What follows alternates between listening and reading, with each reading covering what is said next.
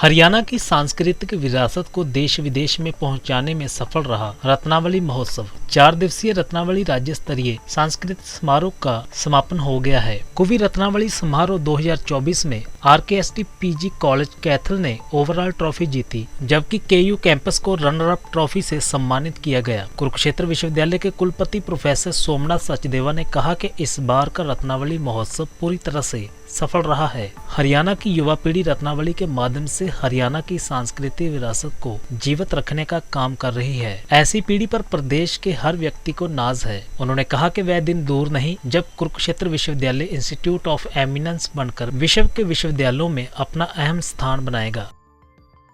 देखिए, आज रत्नावली का समापन हुआ और बहुत ही सफल समापन हुआ। हमारे प्रांगण में पिछले 4 दिनों से जो उत्साह और जोश युवाओं का देखने को मिला, मैं मानता हूं कि एक बहुत ही सफलतम रत्नावली का यहाँ पर आयोजन हुआ। ऑडिटोरियम के बाहर आप देख रहे थे कि किसी भी समय सुबह 10 बजे के बाद और शाम 7-8 बजे तक 4-5 हज़ार युवाओं की जो संख्या नज़र आती थी, इसी तरह से 2000 के करीब इस हॉल में, और जो हमारे बाकी मंच थे वो भी सब खचाखच भरे हुए थे। तो युवाओं ने इसमें न केवल अपनी जो उनकी योग्यता है, जो उनकी कला है, उसका प्रदर्शन यहाँ पर किया। बहुत सारी नई चीज़ें भी इन्होंने सीखी यहाँ पर। आयोजन में अब की बारी हमारे युवाओं ने बहुत बड़ी प्रतिभागिता करी थी। पूरे का पूरा जो ग्रामीण परिदृश्य, जो प्रदर्शनी बाहर लगाई थी, सारी उसमें 80-90% तक स्टूडेंट्स ने भागीदारी करी हुई थी। उन्होंने अपने प्रोडक्ट्स को वहाँ पे, अपने आर्टिफैक्ट्स को वहाँ पे डिस्प्ले किया, जिससे आने वाले समय के अंदर उनको एक अच्छा उद्यमी बनने में काफ़ी सहयोग मिलेगा। हमारे कुछ डिपार्टमेंट्स हैं जो MSc होम साइंस है और टूरिज़्म डिपार्टमेंट है, उन्होंने खाने पीने की वस्तुओं का भी वहाँ पर स्टॉल लगाए हुए थे। उन सब का उनसे बातचीत करी तो उनका एक्सपीरियंस बहुत अच्छा रहा है। और आज माननीय मुख्यमंत्री जी ने अपने व्यस्ततम समय में से लगभग 1 घंटा सवा घंटे करीब उन्होंने हमारे साथ बिताया।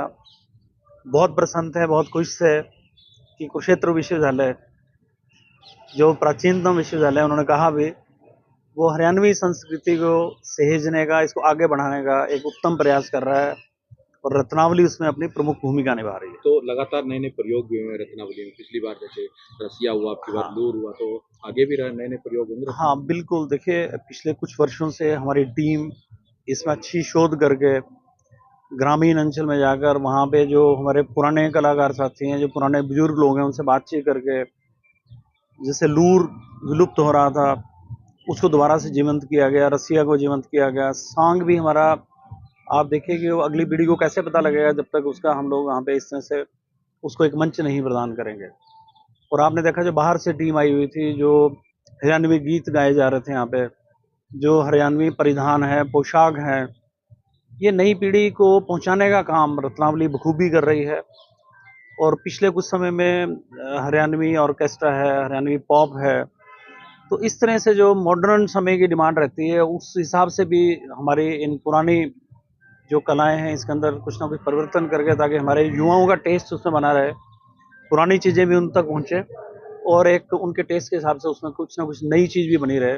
तो इसके प्रयास आने वाले समय के अंदर भी जारी रहेंगे और मुझे लगता है कि बहुत अच्छा आने वाले समय के अंदर भी रत्नावली का स्वरूप ऐसे ही बना रहेगा। धन्यवाद। सर, क्या बताएंगे, आप भी कुरुक्षेत्र विश्वविद्यालय के छात्र रहे हैं, इसमें कला है, लोक संस्कृति को बचा कर रखा हुआ रत्नावली के माध्यम से क्या? नहीं, इसमें कोई दो राय नहीं है कि युवा सांस्कृतिक जो विभाग है कुरुक्षेत्र विश्वविद्यालय का, वो का एक सराहनीय प्रयास रहा है कि रत्नावली जो अब ऑलमोस्ट एक अपना उस पे आ गई है, उसका एक हरियाणा के फेस्टिवल जिसको स्टेट फेस्टिवल कहा जाता है, उस तरीके से ये मनाया जाने लगा है। और ये बहुत बड़ी स्टेज है कुरुक्षेत्र विश्वविद्यालय की, जहाँ से हमारे छात्रों को एक बहुत बड़ा मंच मिलता है और हरियाणा की पूरी हेरिटेज यहाँ देखने को मिलती है। और मैं समझता हूँ कि ये सांस्कृतिक को बचाने के लिए, हरियाणा की वैभव को बचाने के लिए ये सबसे बड़ा प्रयास कुरुक्षेत्र विश्वविद्यालय की ओर से चल रहा है। क्योंकि मैं कुरुक्षेत्र विश्वविद्यालय का पुरातन छात्र हूँ, तो मैंने इसको बड़े होते देखा है, इसको एक गुजरते हुए देखा है समय को, तो मुझे लगता है कि इस समय ये अपने उत्कृष्ट सिचुएशन पे चल रही है। तो और कहीं ना कहीं यही वो मंच है जहाँ से मुंबई की माया नगरी में बड़े बड़े कलाकार यशपाल मैं शर्मा हो, मैं आपको ये बता सकता हूँ, ये वो मंच है जिसने सिर्फ कलाकार ही नहीं दिए, एक सांस्कृतिक दुनिया के बहुत बड़े बड़े नाम दिए।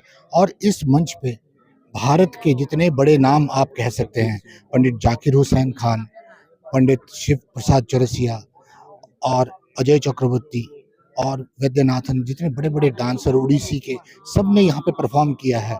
और मैं ये समझ सकता हूँ कि हरियाणा के आप जो बड़े नाम आपको लगता है आज यशपाल जी के नाम से आप कह सकते हो, या महावीर गुड्डू जी जिनको पद्मश्री का अवार्ड, ये सब इसी मंच के दिए हुए कलाकार हैं जिन्होंने भारतवर्ष में कुरुक्षेत्र विश्वविद्यालय का नाम बहुत ऊंचा किया है।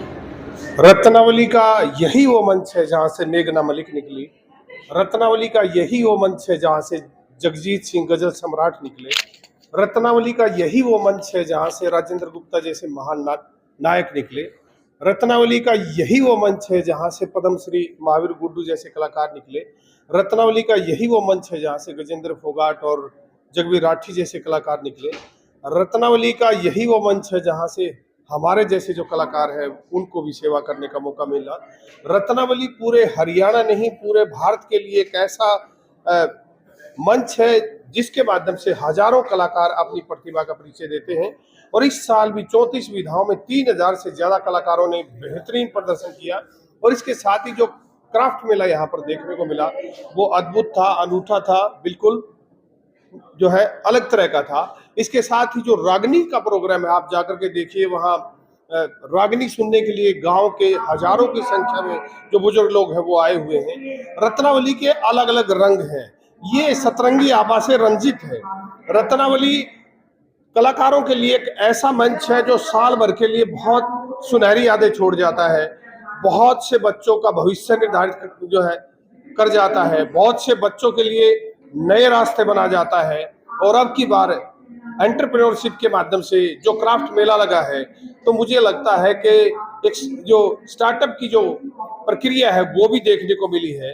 कुरुक्षेत्र विश्वविद्यालय ने जो स्किल्ड बच्चे थे उनको मंच देकर के मैं न्यूज के माध्यम से आपसे पूछ रहा था, हरियाणवी के कौन कौन से परिधान है जो शायद आज की जनरेशन को नहीं पता। अच्छा, देखिए हमारे बहुत से परिधान है, यानी कि जो लोक परिधान है। अब उदाहरण के लिए घाघरा अलग है, घाघरी अलग है, लय अलग है, छामा अलग है, खारा अलग है, दुकानिया अलग है, इसके साथ ही गरखी है वो अलग है। और मतलब आप देखते हैं कि भूल गए आप पगड़ी बताना। हाँ, जो पगड़ी है, पगड़ी के भी अलग अलग रूप है भाई। खादर की अलग पगड़ी, बांगर की अलग पगड़ी, अहिरवाल की जो है अलग पगड़ी, मेवात की अलग पगड़ी, ब्रज की जो है अलग तरह की पगड़ी। और इसके अनुसार क्षेत्र के साथ साथ आप देखते हैं कि जाति के आधार पर भी भाई, मतलब राजपूतों की पगड़ी है, उसके बाद सिखों की पगड़ी है, तो अलग अलग जो कौन कौन से बजाए गए हैं वाद्य यंत्र। अच्छा, वाद्य यंत्र जो आप देखते हैं, जो हरियाणवी ऑर्केस्ट्रा, यहाँ पर बेंजू भी है, खड़ताल भी है, एकतारा भी है, और आपकी डफली भी है, सिस्सी भी है, माचिस भी है, और इसके साथ ही आपकी सारंगी भी है, दुतारा भी है, ढोलक भी है। मतलब कितने सारे ऐसे वाद्य यंत्र है, बीन है, बांसुरी है और अड़गोजा है, कितने सारे ऐसे वाद्य यंत्र संस्कृति को बचा कर रखा हुआ है, बिल्कुल बचा करके रखा हुआ है। कुरुक्षेत्र विश्वविद्यालय का रत्नावली मंच एक ऐसा मंच है जो हमारी लुप्त होती हुई संस्कृति को बचाने का प्रयास कर रहा है। और इसमें 34 विधाएं जो समाप्ति की ओर अग्रसर थी उनको हमने मंच दिया है, चाहे लूर हो, चाहे रिचुअल हो, चाहे हरियाणा के लोक परिधान हो, चाहे हरियाणा की फैंसी ड्रेस हो, चाहे चुटकुले हो, चाहे हास्य नाटिकाएं हो, कितना जो कुछ भी हरियाणा का समृद्ध खजाना है वो सारा रत्नावली के मंच पर जो प्रस्तुत करके हरियाणवी संस्कृति की। आज कौन सी team best all over team कौन सी? अभी देखिए, जो रत्नावली की ओवरऑल जो ट्रॉफी है वो आरकेएसटी कॉलेज कैथल ने जीती है, उसको बहुत सारी बधाई। और इसके साथ ही दूसरे नंबर पर यानी कि रनर अप जो है यूटीटी की टीम रही है, उसको भी बहुत सारी यूटीडी दर्शकों को बता दे, पूरा बता दे यूटीडी कौन सा डिपार्टमेंट है? यूनिवर्सिटी टीचिंग डिपार्टमेंट, यानी कि कैंपस की जो टीम है उसने पूरी रत्नावली में दूसरा स्थान हासिल किया है और पहला स्थान आरकेएसटी कॉलेज कैथल ने हासिल किया है। सभी विजेताओं को बहुत बहुत बधाई। और जो बच्चे पुरस्कार नहीं ले पाए उनको बहुत ज़्यादा बधाई। वो उनसे सीखे कि आगे हमें कैसे जीतना। रत्नावली जो फेस्टिवल है ये हरियाणा की कला को, जो संस्कृति है, उसको इतनी बेहतरीन तरीके से दिखाती है कि ये मुझे लगता है जो हमारा एक अभियान चला हुआ है कि हम इंडियन नॉलेज सिस्टम को जो है वो आगे बढ़ाएं, उस दिशा में ये कुरुक्षेत्र यूनिवर्सिटी में जो प्रोफेसर सोमनाथ सचदेवा जी की अध्यक्षता में ये जो प्रोग्राम हो रहा है, ये एक मील का पत्थर है। और आज सीएम साहब नायब सिंह सैनी जी और उनके साथ जो हैं और जो उनके पदाधिकारी यहाँ पर आए थे, कैबिनेट के लोग जो यहाँ पर और आए हैं पिछले दिनों में, वो सब के सब हमें ये आशीर्वाद देकर गए हैं कि हम जिस कार्य पे लगे हुए हैं उसमें सरकार हमारे साथ है। और बच्चे जितने भी हैं अलग अलग कॉलेजेस से जो यहाँ आए हुए हैं और कुरुक्षेत्र यूनिवर्सिटी के जो स्टूडेंट्स हैं, उनकी प्रतिभा बहुत ही विलक्षण है।